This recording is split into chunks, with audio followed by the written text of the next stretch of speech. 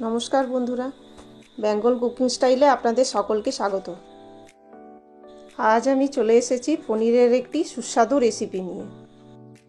আমি বানাবো নিরামিষ শাহী পনির। নিরামিষ শাহী পনির বানানোর জন্য আমি প্রথমে 6 থেকে 7টি কাজু বাদাম, ছোট চামচের 2 চামচ চারমগজ ও একই চামচের 2 চামচ পোস্ত একটি বাটিতে নিয়ে নিয়েছি। এবার এগুলো জল দিয়ে 1 ঘন্টার মতো ভিজিয়ে রাখবো। এগুলো ভিজতে থাকুক, ততক্ষণে রান্নার বাকি প্রসেসগুলো করি। শাহী পনির বানানোর জন্য পনির চৌকো টুকরো করে কেটে নিয়েছি। গ্যাসে কড়াই চাপিয়ে তাতে সাদা তেল দেব।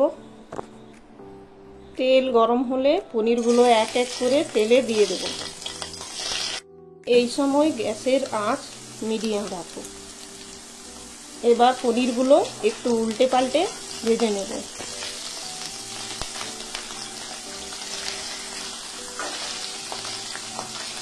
পনিরগুলো ভাজা হয়ে গেছে।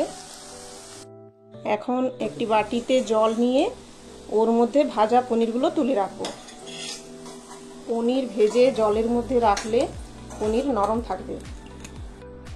এখন যে কাজু বাদাম, চারমগজ এবং পোস্ত ভিজিয়ে রেখেছিলাম সেগুলো পেস্ট করে নেব।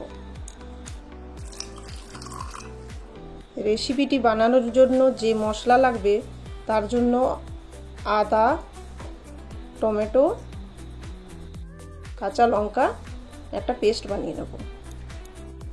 এখন আমি রান্নার মূল প্রসেসে যাব। তার জন্য কড়াইতে তেল দিয়ে গরম হবার পর 1 টুকরো দারুচিনি, 2টো ফাটিয়ে নেওয়া এলাচ, একটা ভেঙে নেওয়া শুকনো লঙ্কা, একটা তেজপাতা 2 টুকরো করে ফোড়ন দেব। ফোড়ন একটু নেড়ে চেড়ে দিয়ে দেব আদা, টমেটো ও কাঁচা লঙ্কা পেস্ট।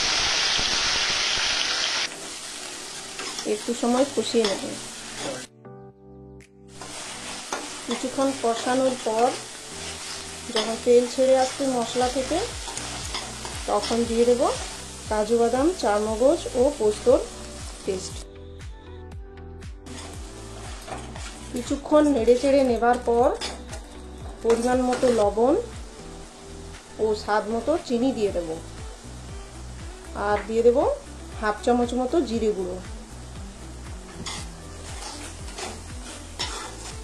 আর একটু কষিয়ে নেবার পর তেল ছেড়ে এলে ভেজে রাখা পনিরগুলো জল থেকে ছেঁকে দিয়ে দেব।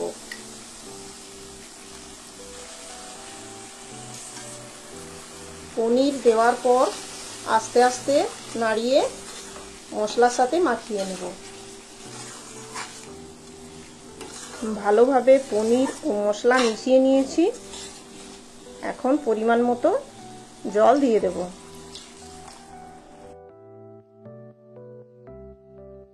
এবার ফুটে উঠলে 5 মিনিটের জন্য ঢাকা দিয়ে দেব। এই সময় গ্যাসের আঁচ লোতে রাখবো।